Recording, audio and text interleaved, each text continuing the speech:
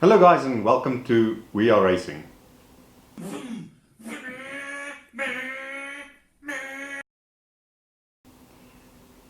Before we get going today, there are a few things that we need to do. I'll take the camera just now and give you an idea. We have to do some garage upgrades and also just clean this place a little bit. Yeah, I've got issues. Battle with clutter and stuff laying around and looking for tools, so they need to be in the sort of right place. We also want to install air all over the garage, not that we can properly use it at the moment because our compressor is too small, and I want to install some additional lighting and some additional plugs because.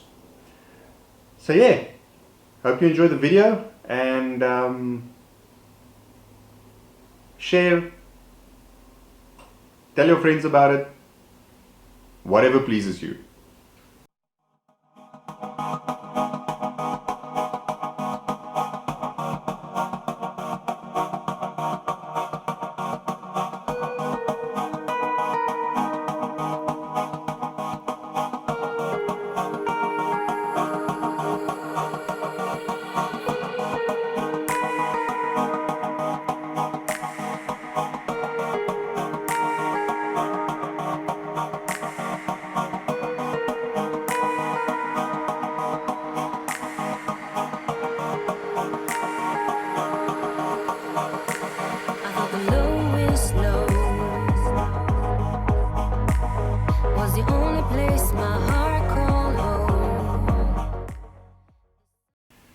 And this is what gets to me about a messy workshop.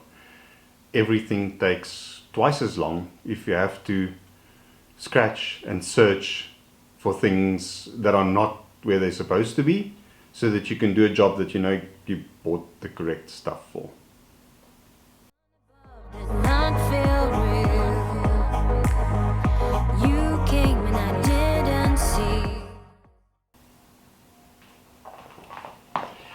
The correct way to use side cutters, you've got the indent portion over here and the flat portion over there. Position the side cutter so that the flat portion is away from what you're stripping. Apply a little bit of pressure and get a perfect strip every single time. Do that again, away, a little bit of pressure, cha-ching. And of course the trick, push it with your thumb.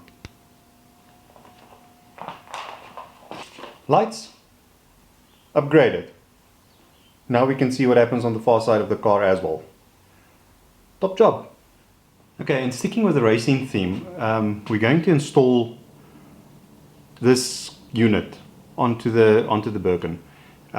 It's a flip up, switch on, switch off type scenario that will bring on a light and then obviously push start for the starter instead of a key setup that you would normally expect in a normal car. Let me show you how we do it. Now this is also probably one of the main reasons for a dry build, is so that we don't constantly have to assemble and disassemble work that we've already done. So for instance, this cover over the little dashboard area, it's completely loose. The nuts haven't been put in yet, and obviously the reason for that is because we haven't fully built the dashboard yet, and we will then have to obviously disassemble the thing quite a few times before we get everything the way we sort of really want it to look. Let me take this thing off.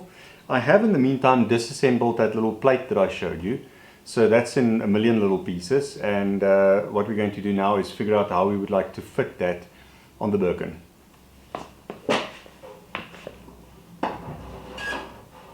This is just a matter of lifting it up, because as I mentioned, it is loose.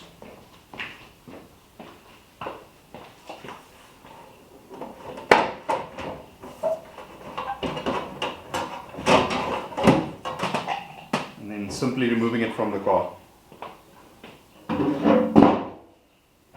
And that now gives us complete access to the back end of the little dashboard here, so that we can put stuff into holes and work from the back as well as the front all at the same time. Let me see if I can get a better camera angle on this, and then I'm going to proceed to install all the stuff. As the moon when it came too low, not knowing how to fill my heart. You were an older, wiser soul, opening me apart. On some closer inspection, it looks like the start button won't work in this hole here where I really wanted to put it. The reason for that, let me get a bit closer. The reason for that is it uses this little mechanism to clip onto the back and then 2 screws to tighten that onto. And if I want to put it on in that hole, I'm going to have to turn it sideways like this, which is going to look odd. And we don't want anything to look odd on the Birkin. We want the Birkin to be awesome. I start to write, I start to write.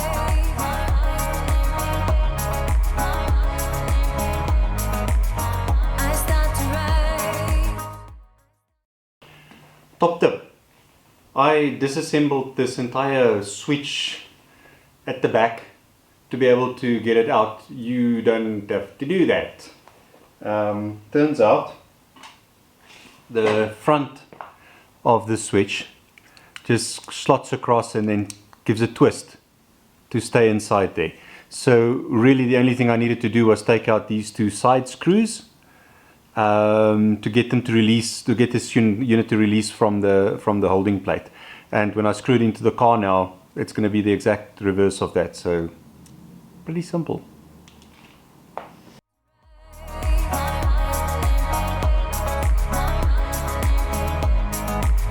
I start to write, I start to write.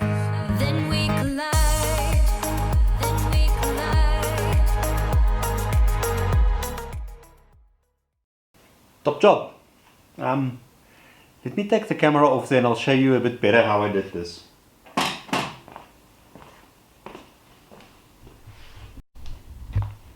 Okay, so the situation is we've got the engine start button that now lives next to the... Oh, it's focusing everywhere except for there. There we go. Engine start button that lives next to the steering wheel over here. And the assembly of that at the back here is this whole series of switches. And the little screws I was talking about earlier is that one at the top there that now pulls back on the little bracket to be able to make it work. And let me see if I can get it to the bottom. And in the bottom it's a similar situation. So just like that. Now you've noticed that I haven't wired up the switch yet. That's probably going to happen at a bit of a later stage, so we're not going to bother to wire it up right now. I wanted to also fit the windscreen today because it's sort of in the way, and realized through installing these switches that that's a really bad idea because it's going to be really in the way if I install it now. I want to put the on-off switch over here with its corresponding light just above it.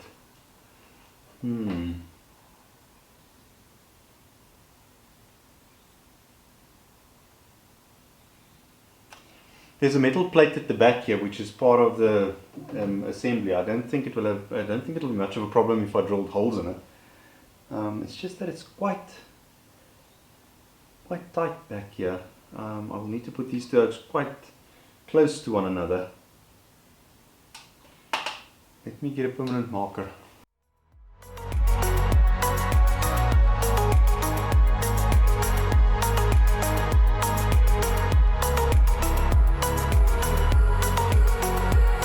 I look for daydreams in the night. Center punch. Trying to hide from the daytime.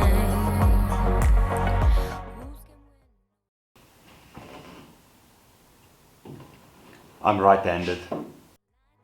Through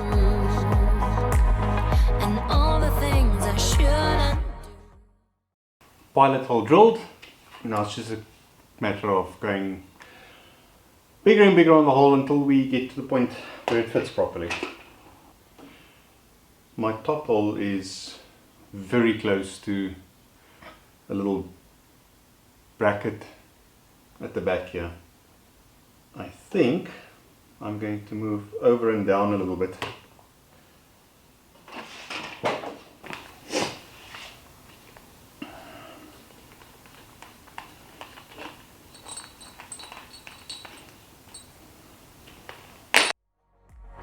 Now where you are is where I go home. Your sun shines through all my rooms, lighting up the moon and me, and harming the wolves to sleep. I start to write. And that's basically it. Open, up. We'll switch on the light over here and provide power to the main switch. Press the button to start. Top job. So that's going to be a wrap for the installation of the on switch and the start button for the Birkin. We will make a separate video with the wiring of the start switch.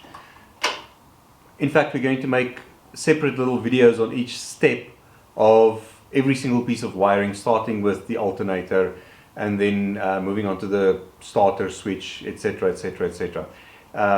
Murray Donkin, thank you so much, arranged all the wiring diagrams for us, and we will handle them one page at a time, because obviously each one of those things come with a relay and or a fuse, etc, etc.